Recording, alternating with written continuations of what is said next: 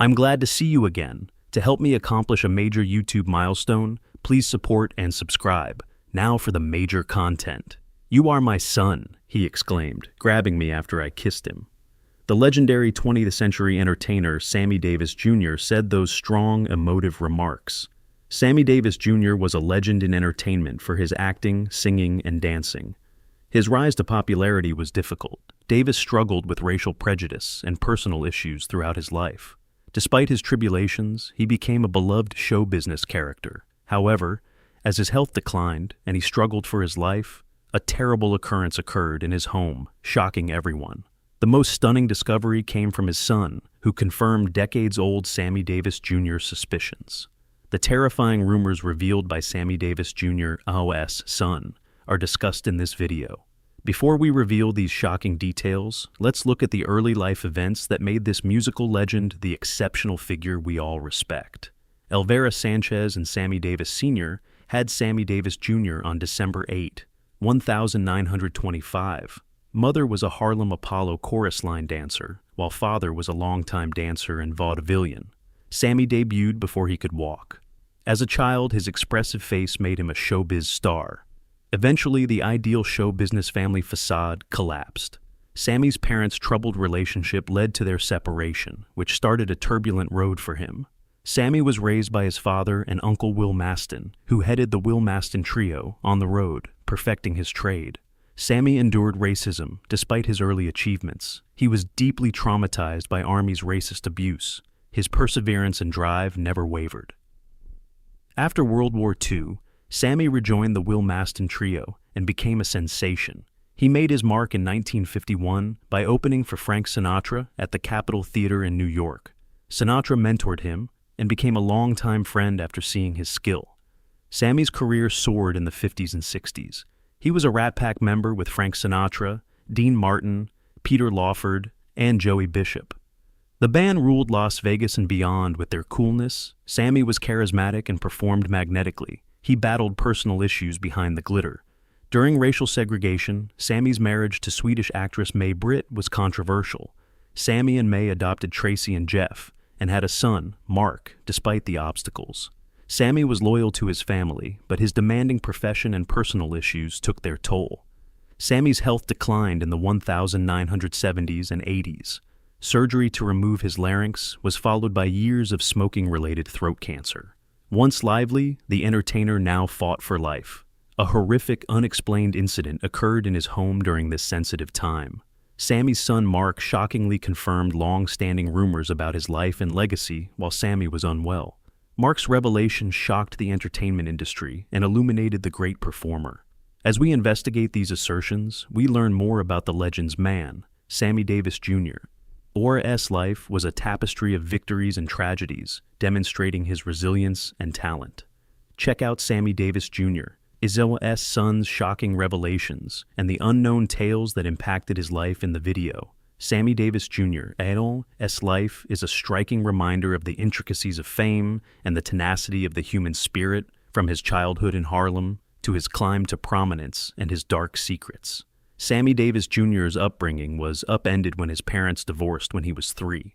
To protect his kid, Sammy Davis Sr. took him on vaudeville tours in complete custody. Sammy had performed in 50 places by age 4, a brilliant start to an entertainment career that would make him a legend. A grim reality lies beneath the sparkle and glamour. Sammy's father and the Will Maston Trio faced persistent racial hostility. They tried to insulate Sammy from bigotry, but he soon confronted it. Sammy Davis Jr. was drafted in 1944, Army at 18. The young guy who had only known the spotlight joined the 1st Integrated Infantry Unit in World War II. This started a terrifying ordeal that would scar his mind and body. Sammy endured terrible Army life. The white soldiers, especially Southerners, made his life hell. Sammy, who weighed 120 pounds, fought almost daily. His characteristic flattened nose came from multiple broken noses from his continuous clashes. Mental anguish from racial slurs and dehumanization aggravated physical suffering. Sammy showed incredible fortitude during this time. After the war, Sammy rejoined the Will Maston Trio and began his career. Sammy's brilliance stood out among the trio's dynamic performances. He made his mark in 1951 by opening for Frank Sinatra at the Capitol Theater in New York. Sinatra mentored Sammy, recognizing his brilliance, and they worked together for life. This relationship with Sinatra and the Rat Pack, Dean Martin, Peter Lawford, and Joey Bishop, made Sammy famous. Sammy struggled personally and professionally despite his accomplishments. His 1960 interracial marriage to Swedish actress May Britt was widely criticized. Sammy remained loyal to his family. Mark was his son, and Tracy and Jeff were adopted by him and May. Fame and employment took a toll on his personal life. Sammy developed throat cancer in the 1970s and 80s from smoking. An unexpected and frightening incident at home complicated his final days as he battled the sickness. As Sammy suffered with his health, his son Mark shockingly confirmed long-held rumors about his life and legacy. This disclosure revealed long-held secrets in the entertainment industry. Mark's revelation revealed Sammy Davis Jr.'s complex background and challenges behind his public persona. Sammy had amazing skill, dogged devotion, and the terrible reality of a racially divided America. His legacy lives on because of his entertaining contributions and fortitude in the face of great adversity. In the waist gunner positions of the B-25, Sammy's life may seem far away, yet operating those 50 cal machine guns took grit and determination, just like Sammy's life.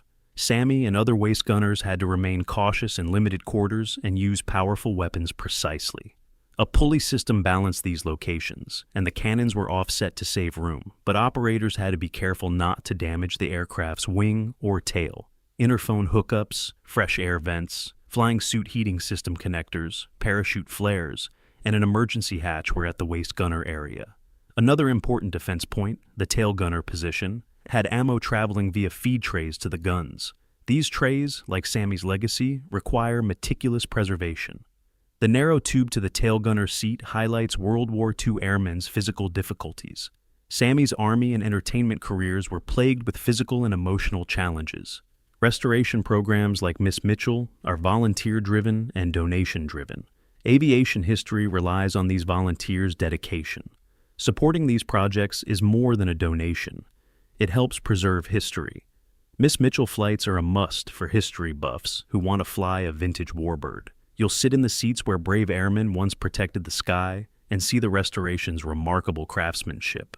The flight experiences benefit repair efforts to keep Miss Mitchell and other aircraft, like her, flying for future years. See the links inside the cockpit's description if these repair initiatives interest you. Donations and airline bookings make a difference. Join my mission to preserve this classic aircraft. The physical brutality was just the start of Sammy Davis Jr.'s Army anguish. While not physically torturing him, the white soldiers used other cruel techniques to make his life miserable. Sometimes, they mercilessly painted his skin bone white. They once duped him into drinking urinated beer. He couldn't wake up from the nightmare. Sammy finally grasped the brutal realities his father and Will Maston had tried to hide from him during these torturous events. Instead of jealousy and competition, he saw prejudice and intolerance. Young Sammy was burdened by this revelation, but it also fueled his determination. After a year of torture, Sammy was discharged from the Army in 1945 and returned to show business. Not the same man. He realized the world was against him. He was determined to prove he was a star no matter what. Samuel Davis Jr. returned to the Will Maston Trio in 1951 to perform at Cairo's in Hollywood. He had no idea this performance would impact his life. Originally scheduled for a 20-minute opening set, the group provided an amazing performance. Sammy understood he had to capitalize on the Hollywood elite attendance that night. Sammy wowed the audience with his talent and impersonation.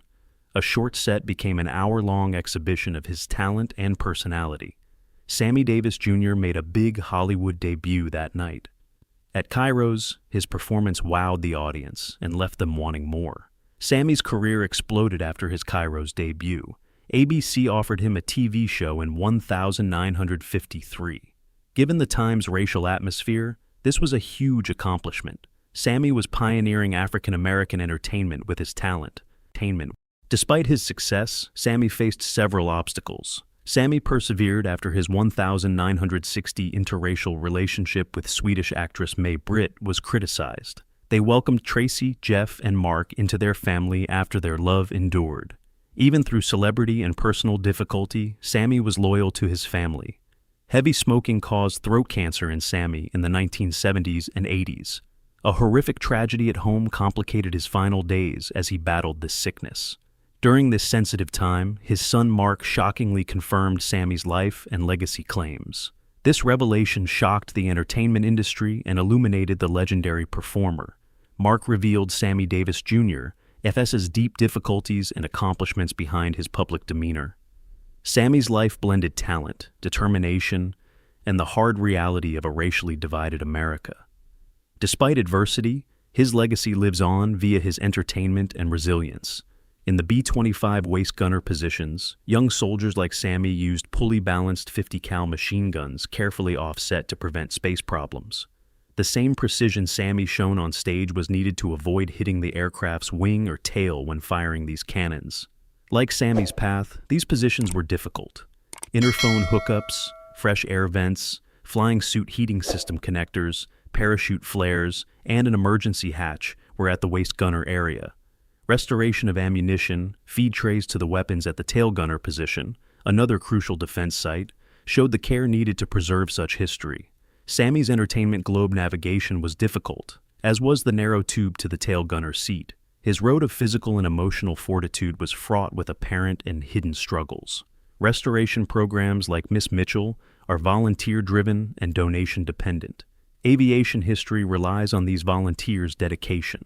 Supporting these projects is more than a donation. It helps preserve history. Miss Mitchell flights are a must for history buffs who want to fly a vintage warbird. You'll sit in the seats where brave airmen once protected the sky and see the restoration's remarkable craftsmanship. The flight experiences benefit repair efforts to keep Miss Mitchell and other aircraft like her flying for future years. See the links in Inside the Cockpit's description if these repair initiatives interest you. Donations and airline bookings make a difference. Join us on our adventure to preserve these historic aircraft and the remarkable stories of people like Sammy Davis Jr. who changed our history. Sammy's life seemed perfect until it wasn't. Despite filming a pilot, Sammy's TV popularity was hindered. Major marketers refused to fund a show with an unknown black man. Better days were coming for Sammy's career after a tragedy. The Will Maston Trio was doing well despite Davis's concert's failure. After years of hardship on the journey, they won. They got a great $7, $500 a week job at the New Frontier Casino in Vegas. Gambling at a white casino no longer required getting stranded in the black neighborhood. New Frontier was much better and gave them snacks. It was a dream come true, and Sammy Davis Sr. and Will Maston felt they owed Sammy everything. Thus, they did something epic to express their gratitude. After Davis won that delectable New Frontier job, they rewarded him with a new Cadillac. They added his initials to the passenger door, a nice gesture, but something stranger was about to happen. For Sammy Davis Jr., November 19th, 1954 began like any other day. He was working on a great movie soundtrack and driving his Cadillac along Route 66, living his best life. He had no idea that this day would take a horrible turn that would change him forever. Davis was driving along when an elderly woman pulled out of her driveway into his path. The 28-year-old was shoved headfirst into the steering wheel without warning. Davis's initial thoughts following the event were of his riding partner, Charlie. He staggered over to Charlie as he attempted to escape the damaged car and saw a terrible scene. Brutal dislocation of Charlie's jaw left blood everywhere. Charlie, seeing him, frightened Davis the most. His assistant's horror spoke it all. Sammy's eyeball was severely damaged when he hit his face with the hard steering wheel. The Cadillac his mentors gave him was the worst car to be in at the time. The steering wheel of the new Cadillac sported a sleek bullet-shaped horn. That horn hit Sammy's face when he crashed the car. Cadillac revised the wheel design after this tragedy, but it was too late to save his sight. He wondered if he could perform with one eye, but Davis persisted. He tried hard to retrain and regain his equilibrium. After the mishap, he returned on stage within weeks, but he never expected the response. He wore an eye patch, and the room was packed. You could see stars everywhere. Half of Hollywood cheered Sammy Davis Jr. or S. comeback at Sea Rose. Cary Grant, Spencer Tracy, Gary Cooper, June Allison, Frank Sinatra attended. Davis was so startled that he said, "Never had I felt so part of show business. All its financial gifts paled in comparison to my love for these folks." Sammy's proficiency eventually surpassed his professors. Maston and Davis Sr. were great, but Sammy Davis Jr. showed his stuff. His old father retired, but Sammy's work brought more discrimination. Being a celebrity didn't protect him from hate. Guess what he did to retaliate? Sammy Davis's love adventures. Tired of being discriminated against as a black actor, Davis wanted to date Kim Novak, the whitest, most famous woman he could locate.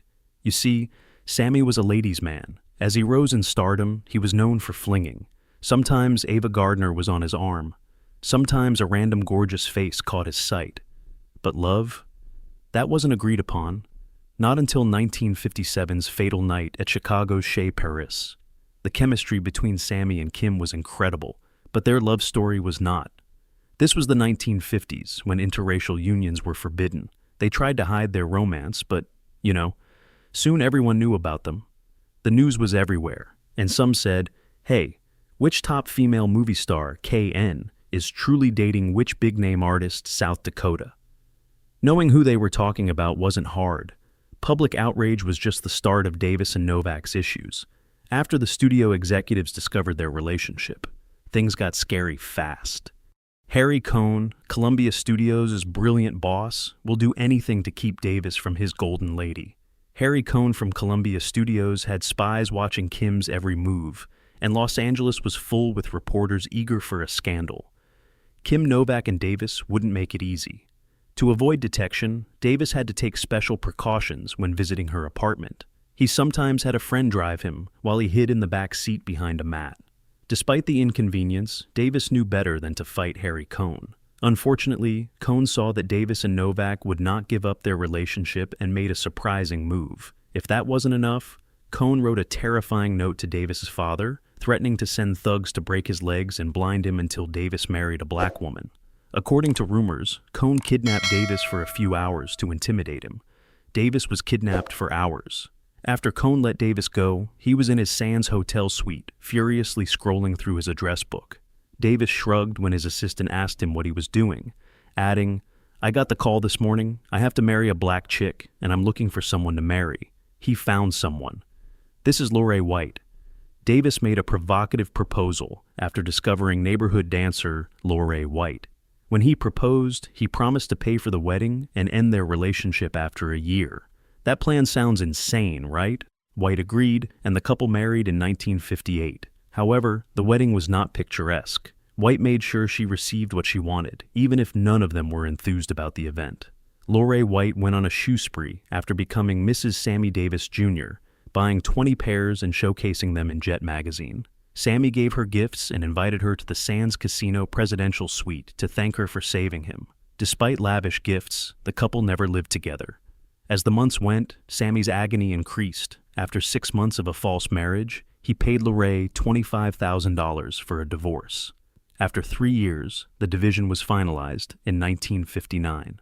Despite the end of 2 chapters in Sammy's romantic life, a wonderful new chapter was about to begin. Sammy fell madly in love with Swedish actress May Britt in 1960. After an affair, they got engaged. It was amazing to witness this short black guy with his tall Swedish beauty. This time, unlike with Lorraine, the studio head did not interfere, and Sammy planned to marry his girlfriend for the first time. Sammy's Rat Pack membership had propelled him to unparalleled heights of fame, which once again promised to make his romantic life difficult. John F. Kennedy was running for president, and Frank Sinatra and the Rat Pack were important politicians. The audience boos Sammy when he finally joins them on stage at the Democratic National Convention. This shocks everyone. Allow me to explain. His relationship with Britt was well known, and only 4% of Americans supported interethnic marriages. You can guess the backlash that followed. Additionally, the Kennedy campaign began receiving hate mail, specifically for Davis, making matters worse. Sinatra, Davis, and Britt's best man, was pressured by campaign officials to abandon the ceremony.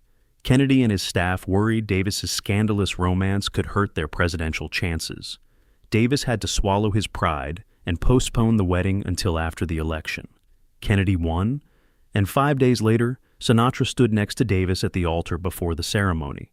Davis wasn't satisfied with this outcome. Tracy was born to May Britt, and Mark and Jeff were adopted. Adoption had ambiguous dynamics. However, marrying Sammy Davis Jr. was no easy feat. He spent little time with his family because he performed often. It was a calamity waiting to happen, and it all collapsed. After Sammy confessed to cheating on singer Lola Falana in 1968, the pair split up. Others were skeptical that the affair caused the breakup. Some suspected Sammy used it to end the marriage. The thought was that Sammy and Lola were only business partners, with Sammy auditioning Lola for a role in his musical Golden Boy. However, Davis deviated from reason after his divorce. It is well known that Sammy Davis Jr. was a gifted and charismatic performer. Hidden beneath the glitter and glamour was Davis's darker side, which few knew about. In addition to drinking and smoking, Davis knew women. As the 1970s arrived, he took his vices to a new level. Everything about him seemed different, he looked different, and his assistant noticed. Davis, once stylish and charming, was now surrounded by a mysterious entourage and acting erratically. Davis's unpredictable conduct increased. He started hauling a trunk full of erotic images to present at his wild parties. Some of the most shocking events occurred on his wedding day to Lorraine White. Instead of rejoicing, Davis went intoxicated, perhaps because he was marrying a woman he didn't love. He lost his temper and choked his bride on the way to the honeymoon suite. The situation was dreadful for everyone. White escaped, but Davis's night was far from over. After some time, his assistant found him in his hotel room, crying and clutching a gun to his head. It was bad, but the assistant saved the day. Davis divorced White after 6 months, but the damage was done. His life was out of control, and it seemed hopeless to fix it. The last chance for Sammy Davis Jr. to find love. Sammy won over white audiences despite his struggles. Even though he tried, black listeners rejected him. It appears they would not accept him regardless of his actions. After then, he met Altaviz Gore, his third and final wife. According to speculations, he believed that marrying a black woman for real would finally get him approved. However, Gore couldn't believe her luck. Can you catch like Sammy Davis Jr.? This is like winning the lotto. It was more curse than blessing in the end. Davis became addicted to such pornographic flicks, which led to terrible situations, like forcing his wife to do things in the bedroom she didn't want to. Altaviz Davis was then officially caught in a marriage of convenience with a man who was losing his mind. Health issues plagued Sammy Davis till his death. Davis was known for his chimney-like stuttering. He nearly made smoking an art form, especially when he was on stage singing those long, melodic notes. Davis paid for his flair obsession. Davis was determined despite Nat King Cole's warnings regarding voice cord damage. The issue began in 1988. After throat symptoms appeared, he was diagnosed with throat cancer quickly. He kept performing, and his voice seemed to improve even more. He fought the odds with every note he sung. The doctors then delivered a grim warning. You'll have to say goodbye to his wonderful voice after the treatment. Sammy's inability to sing was like losing part of his soul. Therefore, he decided, surgery won't happen. Knowing what would happen, he wouldn't give up without a fight. Sammy refused to live if he couldn't sing. Even though he was sick and facing the inevitable, some of his subordinates saw an opportunity to profit. They stole precious art, jewels, and irreplaceable antiques from his home. It crushes the heart to think that a world changer was used at his weakest. After that, Sammy Davis Jr. died for the first time on May 16, 1990, at 64. The story doesn't end there. The IRS visited at his home the next day to collect his over $7 million in taxes. After years of friendship ups and downs, Davis was left with a mountain of debt. Davis made a stunning disclosure before his death, and his son Mark publicized it. The unbelievable truth. You remember how Davis adopted 2 sons under odd circumstances, right? The story turns out to be far more than we expected. Mark Davis believes the adoption process was flawed, not even close. Mark told the secret his father told him. His father drew him close and said the words that would haunt Mark for years. The words he said as he hauled me to his bed will never leave me. The man called me to his bed. He ended by saying, "You are my son," and I've always wondered what he meant. Can you believe it? Mark tried for years to understand those remarks. After all, his father always portrayed him as his adopted son. Mark had been tipped off by friends and family that Davis was his biological father. Only once his father confirmed it did it truly take hold. A lot of criticism followed the discovery. Mark discovered his answers 24 years after Sammy Davis's death. In 2013, he found his birth certificate, proving Sammy Davis was his father. The birth certificate listed Swedish actress May-Britt as Mark's real mother, which seemed out of place. May-Britt was Davis's second wife. Mark tried many times to get May-Britt to confess, but she denied being his biological mother. She also hid Mark's biological mother's identity. His hunt stalled at this point. When that moment came, the only thing left was the possibility that Mark was a 1950s love kid, born to Davis and a mystery white lady. Only this option remained. Given the society of the time, Davis should hide Mark's true origin. Mark has addressed the oddities of his adoption. My dad loved me as a youngster, but I never understood why I was adopted because my original parents already had a daughter named Tracy, who was 1 year younger than me. After Tracy, why would they adopt a more mature child? Mark was really confused. He called me a gigantic question mark because I never knew my origins. Tracy was certain, unlike her brother, that father was not Mark's biological parent during childhood. This realization distressed her greatly. After years of hesitation, the puzzle was answered. Mark decided to stop spreading rumors permanently in 2015. He bravely took a DNA test and broadcast the results on national television. However, the results confirmed their suspicions. They did not share biological parents. This only raised additional unanswered questions. Mark's biological parents remain unknown. What will he learn next? Time alone can tell. Thanks for watching our video. If you like this deep dive into today's topic and want to see more fascinating material, like, subscribe, and turn on notifications so you never miss a video. We value your feedback, so please leave it below. See you next time for more thoughts and discussions. Keep exploring, learning, and sharing till then. Thanks for joining our community.